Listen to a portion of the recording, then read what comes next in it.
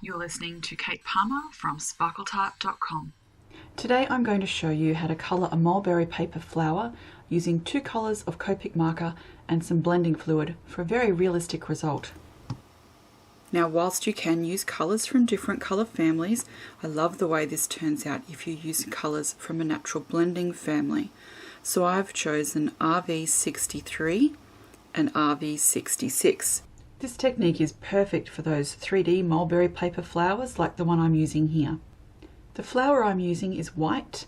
You of course could use pale coloured flowers as well, and the Copics will in most cases go straight over the top beautifully. To create this flower, start with your palest colour, which in this case is RV63. Start by adding the lightest colour to the edge of each petal, just the bits you can reach. You don't really need to go into the centre for this technique.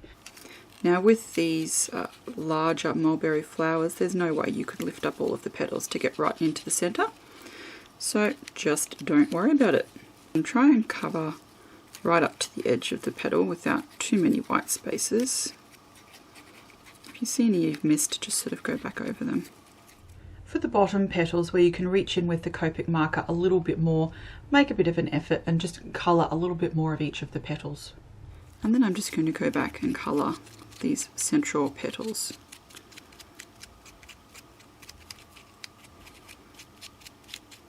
Now if you want to, you might choose to add a little bit of colour to some of these central bits, just sort of poking the Copic down into the flower. But that's up to you. Now swapping to the darkest colour, which in this case is RV66. And all I'm going to do with this one is add colour to the very tips of each petal. Now you don't need to be super careful at this point. If you make a few little boo-boos or accidentally touch the tip of the Copic to one of the petals, that's not a ruined flower. It is easily able to be recovered from. So be as careful as you can, but don't worry too much. So at this point you can see that I've got the tips of my flower coloured, but still a lot of white space in the petals. I still think it looks awfully cute though. I'm just going to drip the Copic various ink, the blending fluid on here, again on each edge, just to wet the petals. But what you'll notice this is doing is wicking the colour as well. So because this is being drawn towards the dry sections of the petals, it's wicking some of that colour down into the centre of the flower. Now it won't be enough to colour the whole thing. It'll still have a very pale white centre, but it will drag that colour down.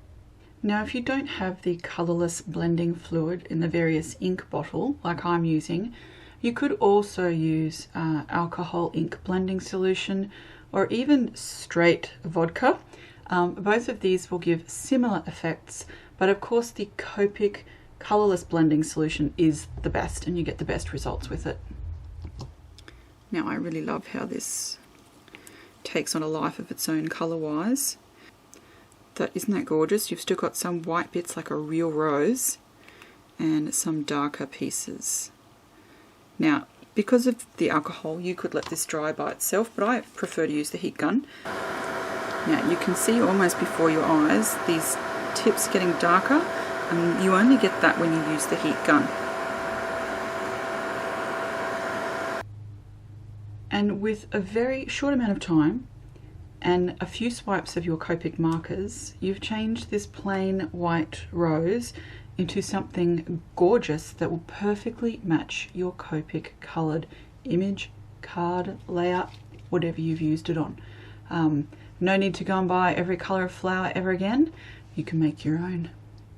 But don't go anywhere, because this is only part 1 of my 3-part Copic coloured flowers series. Have a look for the next 2 clips, because in each clip we step it up a notch. Thanks so much for watching and have a wonderful day. Bye.